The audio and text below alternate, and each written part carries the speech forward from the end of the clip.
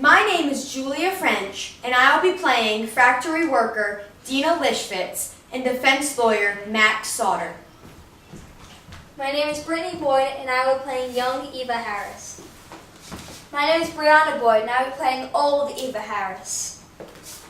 My name is Natasha Savage, and I will be playing factory worker Bessie Viviano and Judge Thomas Crain. My name is Wajda, and I will be playing the interviewer. The title of our project is The Triangle Shirtwaist Factory Fire Turns New York into one of the most progressive in terms of labor reform.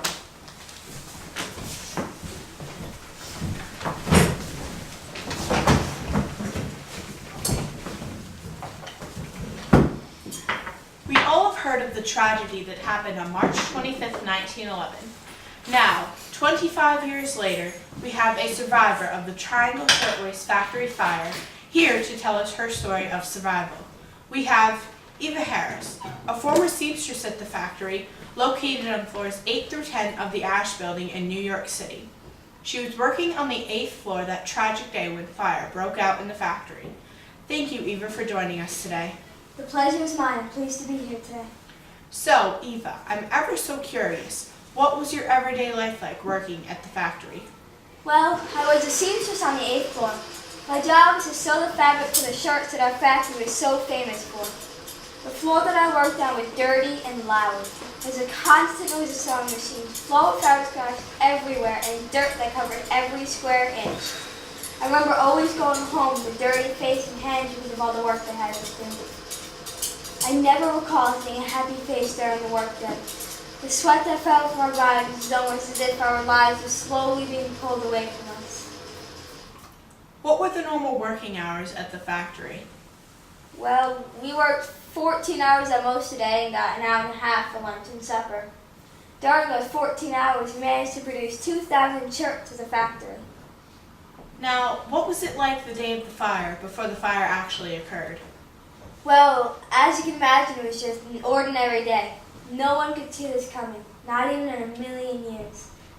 When I spotted the fire in the waste bin, I alerted the rest of the factory. Everyone was in an uproar. I can imagine. Now, if it's not too difficult for you, can you please describe for us what it was like when you found that there was a fire at the factory? I closed my eyes and froze for a minute, thought to myself, I'm going to die today. I couldn't believe it was actually happening. I thought that the day of the fire was God's end for me, but sadly the end for so many.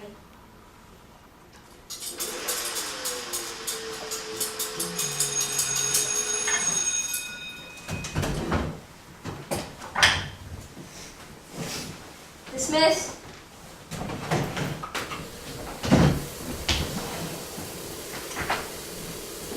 Mr. Bronson, it's a fire! Fire! Fire! Get to the elevator! All on floor 10! Floor 10, there's a fire on floor 8! Get me there to floor 9! Floor 9? I can't get anyone! I can't get anyone! The elevators are full! Fire! It's spreading quickly into the fire escape!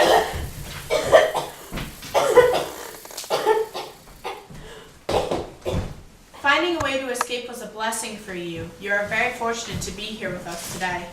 Yes, I managed to get down the fire escape before it collapsed. Why didn't you and the rest of the factory workers just use the doors? Well, you see, the doors of the factory were locked any other times than the 14-hour workday, because the bosses and the owners of the factory were suspicious that girls were sneaking out for breaks during the work hours. In November of 1911, there was a trial held accusing the owners of the factory of manslaughter. Now, it is to my understanding that you had a family member playing a very big role in this trial. Yes, that person was Isaac Harris, one of the owners, who's also my brother. I also have knowledge that you spoke at the trial as well. Yes, my role was to speak in the events that occurred on the day of the fire. So, Ms. Harris, to your knowledge, is that exactly what happened on the day of the fire? Yes, sir, it is. I have no further questioning, Your Honor. Would the defendants please rise? In the case of Max Blake and Isaac Harris, the jury finds the defendants not guilty. Very interesting. The results of the trial must have been very devastating for many friends and family members of the victims. Yes, my brother and Max Blank were required to pay a $75 fine per life lost. Do you believe that this was fair? Was anything really fair? I mean, for the people that survived, they were scarred for life. And for the victims in this tragedy, their families had to live the rest of their lives without them. Very tragic indeed. You have a very mournful story, but it was a pleasure interviewing you today. The pleasure is mine, thank you. Before the Triangle Shirtwaist factory fire, the government thought it wasn't right to control how businesses created their rules and how they paid their workers. However, after the fire, the government thought it was time to step in and take control. From 1912 to 1914, Senator Robert F. Wagner, Alfred E. Smith, and Samuel Gompers headed the Commission for New York State Legislation. They passed these bills in its preliminary reports during the sessions of said date on card and were later considered to be laws.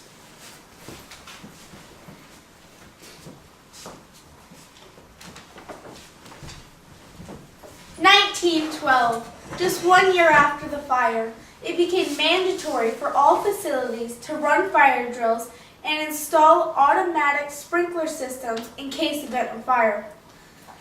Also, it was required to move all flammable rubbish to fireproof receptacles for waste material, and a law was passed to prohibit smoking in factories. Laws were created saying that women could not work within 4 weeks after childbirth, and if a child was to be employed, they needed a physical examination in advance. Prior to the fire, all doors opened inward, but all was changed after to prevent blockage to fire routes.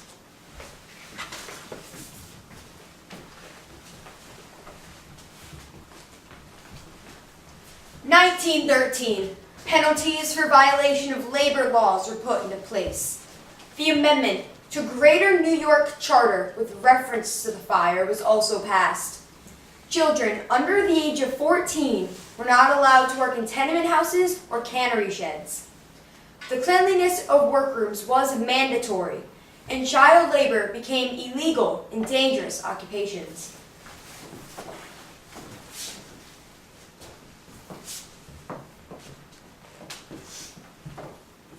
(1914). Sanitation and mercantile establishments. The rooms in which they worked became cleaner, as well as the buildings. The rooms also became larger. Provision for ventilation, drinking water, washrooms, water closets, and dressing rooms. The hour of labor of women in mercantile establishments limited to 54 hours per week in the entire state. Also, the hour of labor of children limited to 54 to 48 hours per week. Employment prohibited more than 8 hours a day or after 6 o'clock in the evening of any day.